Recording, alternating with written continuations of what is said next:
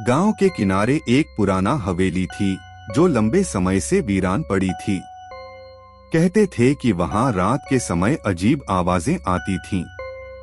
गांव के लोग उस हवेली के पास जाने से कतराते थे। एक रात एक युवक नामक राजू अपने दोस्तों के साथ हवेली की ओर बढ़ा।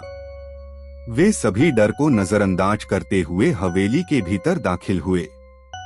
अंधेरा गहरा था और दीवारों पर जालों के साथ पुरानी तस्वीरें लटक रही थीं।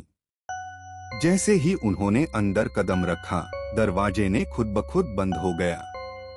अचानक एक ठंडी हवा का झोंका आया और सभी दोस्तों ने एक दूसरे को देखा। क्या तुमने सुना? मीरा ने कहा। एक तेज चीख सुनाई दी। सभी लोग सहम गए। राजू ने हिम्मत जुटाते हुए कहा, चलो आगे चलते हैं। वे एक कमरे में पहुंचे जहां एक पुरानी मेज थी और उसके पास एक बेजान कुर्सी। वहीं अचानक एक तस्वीर गिर गई।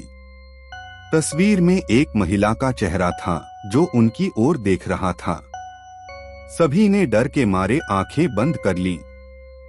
जब उन्होंने आंखें खोलीं तो महिला का चेहरा उनके सामने था। तुमने मुझे जगाया, वह चीखी। राजू और उसके दोस्त भागने लगे, लेकिन दरवाजे बंद थे। एक एक करके उनकी हिम्मत टूटने लगी। तभी एक अंधेरे कोने से एक हाथ निकला और मीरा को खींच लिया। उसके चीखने की आवाज धीरे धीरे गहराई में खो गई। राजू और उसके बाकी दोस्त हड़बड़ाते हुए दरवाजे की ओर बढ़े, लेकिन वे नहीं खुल रहे थे। अंत में राजू अकेला रह गया।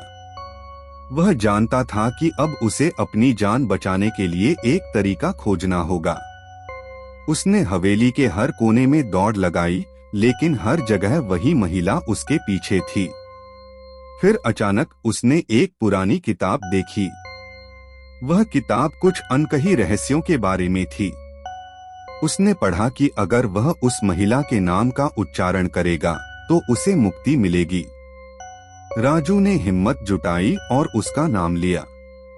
अचानक हवेली की दीवारें हिलने लगीं और एक तेज रोशनी चारों ओर फैल गई। महिला की चीख सुनाई दी और वह धुंध में लिपट गई। जब रोशनी गायब हुई तो राजू ने खुद को हवेली के बाहर पाया। उसके दोस्तों का कोई पता नहीं था। वह समझ गया कि कुछ चीजें कभी नहीं भूलती और कुछ रहस्य हमेशा के लिए अंधेरे में रहते हैं। उस रात के बाद राजू ने कभी भी उस हवेली की ओर मुड़कर नहीं देखा। लेकिन हवेली आज भी वहां खड़ी थी, अपने रहस्यों के साथ।